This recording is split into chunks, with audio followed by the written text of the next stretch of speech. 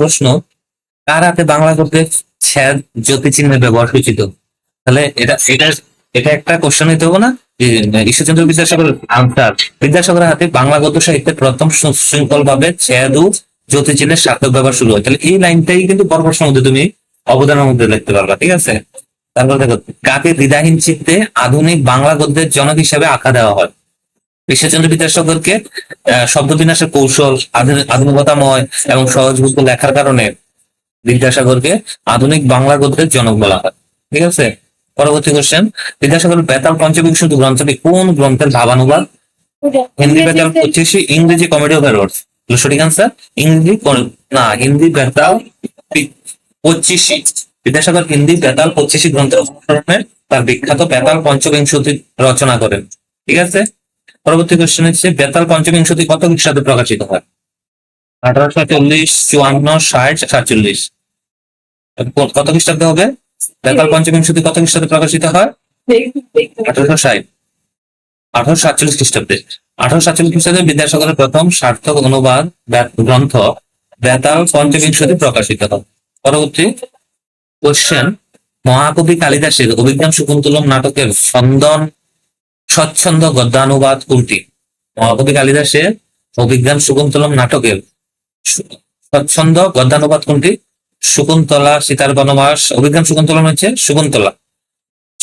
কালিদাসের অভিজ্ঞান শকুন্তলম নাটকের ভাববস্তু নিয়ে বিদ্যাসাগর শকুন্তলা গদ্য গ্রন্থটি রচনা করেছেন। পরবর্তী কোশ্চেন হচ্ছে, বিদ্যাসাগরের শকুন্তলা গ্রন্থটি কত খ্রিস্টাব্দে প্রকাশিত হয়? 1853, 69, 47, 54। শকুন্তলা গ্রন্থটি 1854 না 53? এটা ঠিক হবে একটা, 53। 1854 খ্রিস্টাব্দে বিদ্যাসাগরের বিখ্যাত অনুবাদ গ্রন্থ শকুন্তলা প্রকাশিত হয়, ঠিক আছে? পরবর্তী কোশ্চেন, সীতার বনবাস গ্রন্থটি সীতার বনবাস কত সালে রচিত হয়েছে? 1860। গ্রন্থটি কার উত্তর রামচরিত নাটকের প্রথম 3টি অধ্যায়ের অনুসরণে রচিত? কালিদাস, বাল্মীকি, শেক্সপিয়ার, ভৌতি। সীতার বনবাস গ্রন্থটি উত্তর রামচরিত নাটকের প্রথম 3টি অধ্যায়ের অনুসরণে রচিত। এটা কার? তাহলে ভগবতীর হবে। আনসার কি হবে? ভগবতী। মহাকবি ভগবতীর উত্তর রামচরিত। ভগবতী একজন মহাকবি ছিলেন, কবি ছিলেন। মহাকবি ভগবতীর উত্তর রামচরিত এবং রামায়ণ উত্তরাখণ্ডের অনুসরণে বিদ্যাসাগর সীতার বনবাস লেখেন। পরবর্তী কোশ্চেন, শেক্সপিয়রের কমেডি অফ এরর্স এর অনুবাদে বিদ্যাসাগর কোন গ্রন্থটি রচনা করেন? কমেডি অফ এরর্স এর অনুবাদে বিদ্যাসাগর কোন গ্রন্থটি রচনা করছে? বোধোদয়, আকারমন্দির, বেতাল পঞ্চবিংশতি, ভ্রান্তিবিলাস। কোনটা? কমেডি অফ এরর্স শেক্সপিয়রের? ভ্রান্তিবিলাস। ভ্রান্তিবিলাস শেক্সপিয়রের কমেডি অফ এরর্স নাটকের চমৎকার বাংলা গদ্যানুবাদ বা রূপান্তর হলো ভ্রান্তিবিলাস, ঠিক আছে? পরবর্তী কোশ্চেন, বিদ্যাসাগরের ভ্রান্তিবিলাস কত খ্রিস্টাব্দে প্রকাশিত হয়েছিল? 1860, 1891, 1869, 1863। তাহলে ভ্রান্তিবিলাস কত খ্রিস্টাব্দে? 1863, 1869। 1869 খ্রিস্টাব্দে বিদ্যাসাগরে অনুদিত আখ্যান ভ্রান্তিবিলাস গ্রন্থাগারে প্রকাশিত হয়েছিল, ঠিক আছে?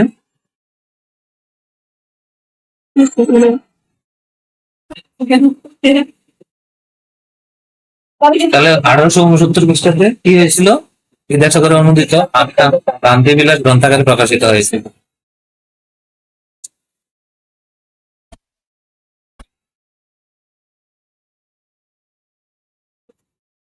পরবর্তী কোশ্চেন, বিদ্যাসাগর অনুবাদ সাহিত্যের প্রথম সার্থক দিগন্ত উন্মোচিত হয়েছিল কোনটির মাধ্যমে?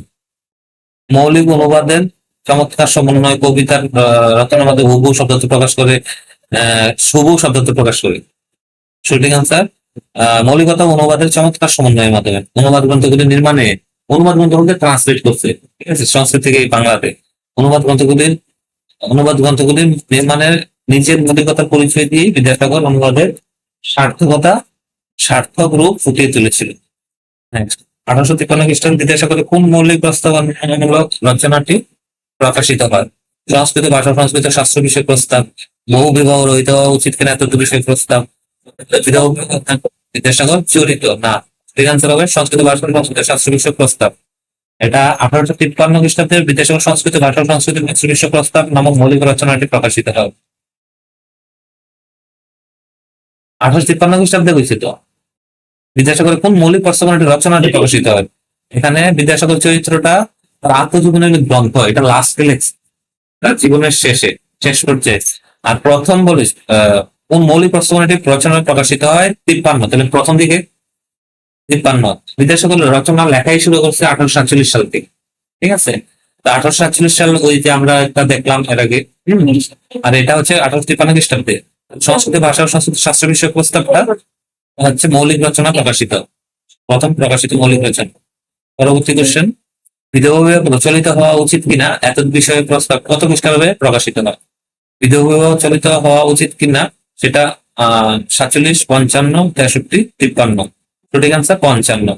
1865 55 খ্রিস্টাব্দে বিধবা বিবাহের পক্ষে জনমত গড়ে তুলতে বিদ্যাসাগর এই বিখ্যাত সমাজ সচেতনতামূলক গ্রন্থটি প্রকাশ করছে। আর দেখো কিভাবে মনে রাখবা, 1855 সালে বিধবা বিবাহ বিধবাদের মানে এই রচনাটা লিখছে, বিধবা বিবাহ চলিত হওয়া উচিত কিনা। আর বিধবা বিবাহ আইন পাশ হয়েছে কবে বলতো? 1856 খ্রিস্টাব্দে। বুঝতে পারছো নি? তাহলে পরে আইনটা পাশ হয়েছে, আগে তো প্রচার করতে গিয়ে তিনি এই বিষয়টা, এই বইটা বা গ্রন্থটা লেখছে। তারপরে নেক্সট কোশ্চেন, বিদ্যাসাগর বহু বিবাহ রদ করার উদ্দেশ্যে কোন বছরগুলিতে প্রস্তাব বা গ্রন্থ রচনা করেন? তাহলে 1853, 55, এটা বহু বিবাহ। তাহলে বিধবা বিবাহের পরে বহু বিবাহ শুরু মানে প্রচার করা শুরু করছে। তাহলে 1871। তাহলে ওই বিধবা বিবাহ আইনটা তো 1856 সালে পাশ হয়ে গেছে। তাহলে এই বিষয়ে গ্রন্থ লেখা বন্ধ হয়ে গেছে। তারপরে বহু বিবাহ মানে বহু বিবাহ রদ করা, মানে একই ব্যক্তি অনেকগুলো বিবাহ করিত, সেই বিবাহকে রদ করা মানে বন্ধ করার জন্য, সেই সিস্টেমকে বন্ধ করার জন্য তিনি 71 থেকে 73 খ্রিস্টাব্দে বহু বিবাহ রহিত হওয়া উচিত কিনা এত বিষয়ক প্রস্তাব প্রথম ও দ্বিতীয় খণ্ড প্রকাশিত করেন। ঠিক আছে, বুঝতে পারছেন নি? তারপরে বিদ্যাসাগরের সমাজ সচেতনতামূলক মৌলিক গ্রন্থগুলির মূল উদ্দেশ্য কি ছিল? সমাজ সচেতনতামূলক মৌলিক গ্রন্থগুলির মূল উদ্দেশ্য ছিল অনুবাদ সাহিত্য অন্তর্গত সমাজ সচেতনতা প্রকাশ করা, কেবল অমুক সৃষ্টি করা, বিদেশি সংস্কৃতি প্রচার না, বিদেশি সংস্কৃতি প্রচার না, রাজা বাদশাহের ইতিহাস লেখা এটাও না, অনুবাদ সাহিত্যের অন্তরালে সমাজ সচেতনতা প্রকাশ, অনুবাদ সাহিত্যের পাশাপাশি বা অন্তরালে সমাজ সংস্কার ও সামাজিক সচেতনতা প্রকাশে এগুলো সদর্থক ভূমিকা নিয়েছিল। ঠিক আছে। পরবর্তী কোশ্চেন, নিচের কোনটি 1863 খ্রিস্টাব্দে প্রকাশিত বিদ্যাসাগরের একটি রচনা? বোধোদয়, প্রগতি সম্ভাষণ, ব্যঙ্গ রচনা, ব্রজবিলাস। 63 খ্রিস্টাব্দে একটি বিদ্যাসাগরের একটি রচনা মানে 63-তে কোন গ্রন্থটা বা রচনাটি প্রকাশিত হয়? বোধোদয়, সম্ভাষণ, ব্রজবিলাস, ব্যঙ্গ রচনা। কোনটা হবে? প্রগতি সম্ভাষণ। 1863 খ্রিস্টাব্দে বিদ্যাসাগরের গভীর সুখাবহ ও ব্যক্তিগত রচনা প্রগতি সম্ভাষণ প্রকাশিত হয়। ঠিক আছে, হ্যাঁ। তো এগুলো এইভাবে তোমার যাচাই করে করলে তাইলে মাথায় থাকবো, তুমি নিজের দিকে লিখতে পারবা। ঠিক আছে, শর্ট কোশ্চেন বা বড় প্রশ্ন এইভাবে মুহূর্তগুলো হইতো না, কোনটা কোনটা লিঙ্ক আছে সেটা মনে রাখতে লাগবে, এই জন্যই তোমার কঠিন লাগে। ঠিক আছে। পরবর্তী কোশ্চেন, অতি অল্প হইলো এবং আবার অতি অল্প হইলো ব্যঙ্গাত্মক কোনটা দিলে? দেখো, অতি অল্প হইলো আবার অতি অল্প হইলো। ব্যঙ্গাত্মক মানে কি? কমেডি, মানে ব্যঙ্গ করে সেটা কাউকে ব্যঙ্গ করে লেখছে। তাহলে পুস্তিকা দুটি কত খ্রিস্টাব্দে প্রকাশিত হয়? 84, 73, 55, 91। তাহলে অতি অল্প পুস্তিকা দুটি কত? 84, 73। 73 খ্রিস্টাব্দে বিদ্যাসাগর ছদ্মনামে এই বিখ্যাত সামাজিক ব্যঙ্গ পুস্তিকা দুটি প্রকাশ করেন। পরবর্তী কোশ্চেন, বিদ্যাসাগরের ব্রজবিলাস নামক পুস্তিকাটি কত খ্রিস্টাব্দে প্রকাশিত হয়? ব্রজবিলাসটা কত খ্রিস্টাব্দে প্রকাশিত হতে পারে? 69, 84, 91, 73। তো 73 আমরা পাইছি এর আগে একটা 91 তিনি লেখছেন ওই যে তার বিদ্যাসাগর চরিত। 84 আর 69 মধ্যে হবে, তাহলে সঠিক আনসার হবে 84। 84 খ্রিস্টাব্দে বিদ্যাসাগরের ব্যঙ্গাত্মক বা বিতর্কিত সমাজ পুস্তিকা ব্রজবিলাস প্রকাশিত হয়। পরবর্তী কোশ্চেন, বিদ্যাসাগর আত্মজীবনীমূলক গ্রন্থ বিদ্যাসাগর চরিত কত খ্রিস্টাব্দে প্রকাশিত হয়? বিদ্যাসাগর চরিত এখন বললাম না 1891 দিকে হতে পারে। এই দেখো 91, 1891 খ্রিস্টাব্দে বিদ্যাসাগরের প্রয়াণ মানে মারা গেছে এই বছরই। তার অসমাপ্ত সম্পূর্ণ লিখে যেতে পারেনি আত্মজীবনী বিদ্যাসাগর চরিত প্রকাশিত হয়। ঠিক আছে। পরবর্তী কোশ্চেন, নিচের কোনটি বিদ্যাসাগরের সুপ্রসিদ্ধ দুখণ্ডে বিভক্ত শিশু পাঠ্য গ্রন্থ? বর্ণপরিচয়, কথামালা, আকাশমঞ্জুর, বোধোদয়। বর্ণপরিচয়, বিদ্যাসাগর রচিত বর্ণপরিচয় প্রথম ও দ্বিতীয় ভাগ বাংলা শিক্ষা ভাষার ক্ষেত্রে আজও এক অনন্য প্রসিদ্ধ শিশু পাঠ্য গ্রন্থ। আমরা অঙ্গনওয়াড়ি বালওয়াড়িতে যে বইটা পড়েছি বিদ্যাসাগরের ছবিওয়ালা, সেটাই বর্ণনা করেছে। সেটা কয়টি খণ্ডে বিভক্ত? 2টি খণ্ডে, প্রথম এবং দ্বিতীয় ভাগ। পরবর্তী কোশ্চেন, টেক্সট অনুসারে বিদ্যাসাগরের কোন কোন শিশু পাঠ্য গ্রন্থ আজও প্রাসঙ্গিকতার দাবি রাখে? বর্ণপরিচয়, বোধোদয়, আখ্যান মঞ্জুরি এবং কথামালা, সেটাই সঠিক আনসার। পরবর্তী কোশ্চেন, বিদ্যাসাগরের গদ্য ভাষা সম্পর্কে রবীন্দ্রনাথ ঠাকুর কি বলেছিলেন? বিদ্যাসাগর কেবল ইংরেজি গদ্যের অনুকরণ করেছেন। বিদ্যাসাগর বাংলা গদ্য ভাষাকে উচ্ছৃঙ্খল জনতা থেকে সুসংযত করেছেন। বিদ্যাসাগরের গদ্য অত্যন্ত জটিল ও দুর্বোধ্য ছিল। বিদ্যাসাগরের গদ্যে কোনো সাহিত্যিক মাত্রা ছিল না। কোনটা হবে? বিদ্যাসাগরের গদ্যে কোনো সাহিত্যিক মাত্রা ছিল না। সঠিক আনসার বি। বিদ্যাসাগর বাংলা গদ্য ভাষাকে উচ্ছৃঙ্খল জনতা থেকে সুসংযত করেছেন। রবীন্দ্রনাথের মধ্যে বিদ্যাসাগর বাংলা গদ্যকে সুবিভক্ত, সুবিন্যস্ত, সুপরিচ্ছন্ন ও সুসংযত করে তাকে সহজ গতি, কার্যকুশলতা দান করেছে। পরবর্তী কোশ্চেন, রবীন্দ্রনাথের মধ্যে বিদ্যাসাগর বাংলা গদ্যকে কেমন রূপ দান করেছেন? আগুছালো, এলোমেলো, কঠিন ও সাধারণ, অপ্রাস্য, আঞ্চলিক ও অর্থ ভাষার রূপ, সুবিভক্ত, সুবিন্যস্ত। 3 নম্বর সঠিক আনসার ডি। উদ্ধৃতি অনুসারে রবীন্দ্রনাথ এই 4টি বিশ্লেষণের মাধ্যমে বিদ্যাসাগরের গদ্যের সুশৃঙ্খল রূপটি প্রকাশ করেছেন। ঠিক আছে, পরবর্তী কোশ্চেন, বিদ্যাসাগরের গদ্য রচনায় কোন ধরনের শব্দের বহুল প্রয়োগ রয়েছে? ইংরেজি, পর্তুগিজ, সংস্কৃত সমৃদ্ধ সাধু ভাষা সংস্কৃত, দেশীয় খাঁটি বাংলা উপভাষা, আরবি ফার্সি ভাষা। কোনটা? বি। B number. যদিও তার গদ্য আধুনিক, তবু তৎকালীন রীতি অনুযায়ী তার রচনায় সংস্কৃত সমৃদ্ধ সাধু ভাষা ও সংস্কৃত শব্দের প্রচুর ব্যবহার ছিল। পরবর্তী কোশ্চেন, বিদ্যাসাগরের গদ্যের কিছু সীমাবদ্ধতা সত্ত্বেও তিনি কেন সুমহান? তিনি কেবল ছোটতে বই লিখেছেন বলে? তিনি প্রচুর অর্থ উপার্জন করেছিলেন বলে? তার স্বকীয় সাহিত্যিক কীর্তি গদ্যের আধুনিকতার কারণে? তিনি কোন সংস্কৃত শব্দ ব্যবহার করেননি? একটু আগে এর আগে প্রশ্নটা পাইছি যে সংস্কৃত শব্দ ব্যবহার করেছে, তাহলে কোশ্চেন আনসার হবে, উত্তর হবে সি, তার স্বকীয় সাহিত্যিক কীর্তি গদ্যের আধুনিকতার কারণে। পরবর্তী কোশ্চেন, বিদ্যাসাগর ব্যঙ্গ রচনার অন্তর্ভুক্ত নিচের কোন গ্রন্থটি সমাজের সচেতনতা সৃষ্টিতে ছদ্মনামে প্রকাশিত হয়েছিল? সেটার অতি অল্প হইল। এটি বহু বিবাহ প্রথার বিরুদ্ধে বিদ্যাসাগরের একটি বিখ্যাত ব্যঙ্গাত্মক সামাজিক পুস্তিকা রচনা করছে। আর এটা তিনি নিজের মূল নামে লেখছেন, তিনি ছদ্মনাম অবলম্বন করছে, কারণ এটা সমাজকে ব্যঙ্গ ব্যঙ্গ করে লিখেছিল। নেক্সট, পাঠ্য অনুসারে বিদ্যাসাগর কোন 3টি ক্ষেত্রে তার বিজয় পতাকা উড়িয়েছেন?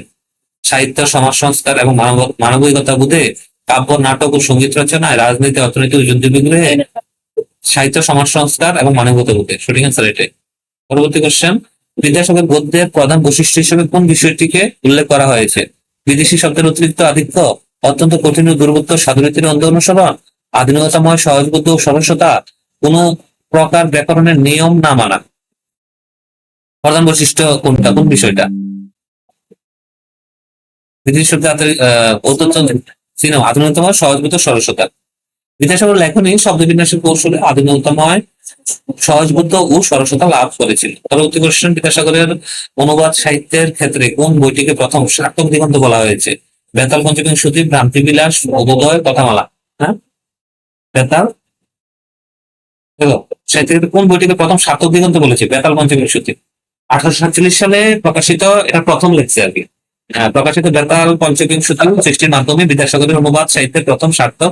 তিনি অনুবাদ সাহিত্য মানে সংস্কৃত ভাষা থেকে বাংলা ভাষায় অনুবাদ করেছেন, তার জন্য অনুবাদ সাহিত্যের প্রথম সার্থক দিগন্ত তাকে বলা হতো। ঠিক আছে, পরবর্তী কোশ্চেন, বিদ্যাসাগরের গ্রন্থে মাঝে মাঝে কোন বিষয়ের অভাব বা ত্রুটি দেখা যেত বলে পাঠ্য বইতে বলা হয়েছে? সংযত কুলা কুশলতার অভাব ও অপ্রচলিত সংস্কৃত শব্দের প্রয়োগ, ব্যাকরণগত ভুলের আধিক্য, মৌলিক চিন্তা ভাবনার অভাব, যুক্তি চিহ্নের অভাব। হ্যাঁ, সংযত কলা কুশলতার অভাব, এটা একেবারে শেষ অনুচ্ছেদে বলা হয়েছে যে তার মধ্যে কিছুটা সংযত কলা কুশলতার অভাব এবং অপ্রচলিত সংস্কৃত শব্দের প্রয়োগ ছিল।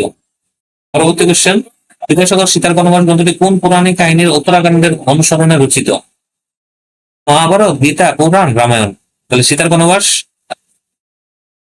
সীতা কোন কোথায় থাকে, কোন কাব্যে আছে? মহাভারতে, রামায়ণে, গীতাতে না পুরাণে? রামায়ণে। রামায়ণ। বিদ্যাসাগরের সীতার বনবাস গ্রন্থটি ভবভূতি, মহাকবি ভবভূতি করছিলেন প্রথম প্রশ্নটার দিকে। নাটকের পাশাপাশি রামায়ণের উত্তরাখণ্ডের অনুসরণে রচিত হয়েছিল। কমপ্লিট। এই হচ্ছে তোমার বিদ্যাসাগর থেকে